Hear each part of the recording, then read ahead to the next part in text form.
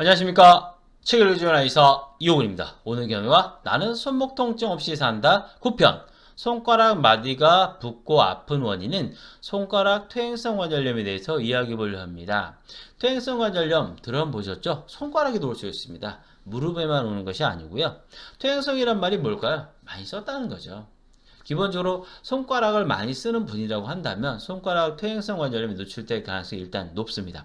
그래서 일단 손가락 관절염에 퇴행성 관절염에 노출되지 않는 것이 중요하고요. 일단 손가락 퇴행성 관절염에 걸렸다고 한다면 환자분들도 티칭들을 잘 숙지하고 따른 것이 상당히 중요합니다. 첫 번째, 가급적 손상을 줄인다. 아까 말씀드렸죠. 퇴행성 관절염이라고 하는 것은 일단 과상을 베이스로 하는 거예요. 손가락을 많이 쓰는 분이라고 하면 누구나 손가락 퇴행성 관절염의 대상이 될 수 있습니다. 두 번째, 무겁거나 힘쓰는 일을 조심한다. 무겁거나 힘쓰는 일은 손가락 관절마디에 상당한 압박과 과부하를 제공할 수 있겠죠. 그래서 무겁거나 힘쓰는 일도 가급적 조심하기 좋습니다. 세 번째, 과음과 과를 피하는 것이 좋다. 과음과 과로를 하게 되면 내 몸의 면역 기능을, 내 몸의 자가치료 기능을 다운시키게 되죠. 손가락 퇴행성 관절염도 무조건 손을 한 번 많이 썼다고 오는 게 아니거든요. 자주 수회에 걸쳐 쌓이면서 발생하는 것들이거든요. 그래서 손가락 퇴행성 관절염을 멀리하기 위해서는 과음과 과로를 피하는 것도 상당히 좋습니다. 네 번째, 아픈 부위를 만지거나 자극하지 않는다. 손가락 퇴행성 관절염 환자들 보면 손가락 마디가 아프니까 자꾸 주무르고 막 하시는 분들이 있으세요. 물론 뭔가 좀 하고 싶거나 그러면 일단 막 주무르면 그 순간 좀 덜한 느낌도 있잖아요. 그래서 하는 건 있지만 염증 부위가 일단 생긴 걸 자꾸 만지거나 과도하게 자극하게 되면 또 다른 2차적인 문제가 생길 수 있습니다. 손가락 퇴행성 관절염으로 인해서 손가락 마디가 아프다고 해서 특히 마디마디 심하게 과하게 만지거나 자극하는 것은 별로 도움이 되지 않습니다. 다섯 번째, 충분한 수면과 휴식을 취한다.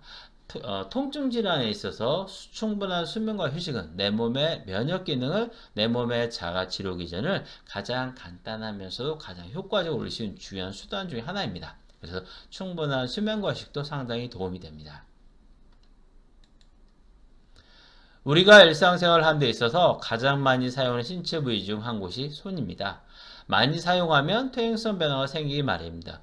꼭 손에만 퇴행성 변화가 생기는 건 아니고요. 무릎에도 생길 수 있고 하여튼 많이 사용하는 부위라면 어디든 퇴행성 변화가 생길 수 있습니다. 그런 것 중 하나가 바로 손가락 퇴행성 관절염입니다. 손가락 퇴행성 관절염은 손가락 끝마디가 돌출되면서 아프다면 의심해 볼 수 있는 질환으로 과사용으로 인해 연골이 노화되면서 발생하게 된다. 손가락 마디가 아프다고 해서 무조건 한의원에 갈 필요는 없겠죠. 저도 그렇다고 생각합니다. 근데 손가락 마디의 통증이 2주 이상 된다면 뭔가 문제가 생긴 건 아닌가 하고 살펴볼 필요가 있습니다. 그렇다면 가까운 한의원에 가셔서 정확한 진단과 치료를 받는 것이 좋습니다. 골단면을 덮고 있는 연골이 얇아지면서 뼈를 보호하는 기능이 약화되고 이로 인해 움직일 때마다 뼈끼리 마찰을 일으키게 되면서 관절에 염증이 생기게 되고 통증으로 발전하게 된다. 외상이 주요 원인이기도 하지만 대개는 손을 많이 사용해 생기는 전형적인 퇴행성 병변이다. 퇴행성이란 말이 붙은 순간은 뭐냐면 외상으로도 생길 수 있지만 기본적으로 과사용을 베이스로 해요. 그래서 손가락뿐만 아니라 뭐 무릎이든 이런 퇴행성이 오는 것은 그 부위의 과부하와 과사용을 기본으로 한다고 생각하시면 되십니다. 주요 증상은 손가락 마디가 붓고 아프며 염증이 생겼으니까 그러겠죠. 손가락 움직일 때마다 통증이 생기고 아픈 부위를 누르면 통증이 생긴 압통 반응을 동반한다. 원위지 관절에 많이 생기지만 근위지 관절에도 발생한다.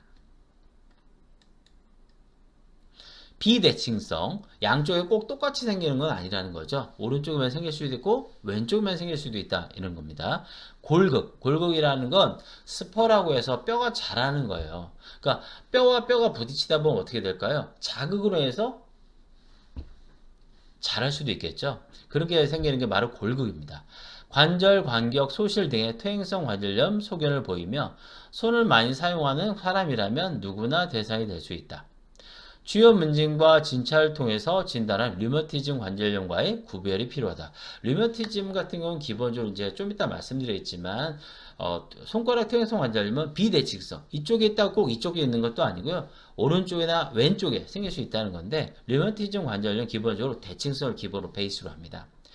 류머티즘 관절염인 경우 혈액검사, 엑스레이 등을 보조로 사용하는데 혈액검사의 경우 보조적인 진단수단이며 무엇보다 조조, 강직 등의 문진과 이학적 검사가 가장 중요한 판단 근거가 된다.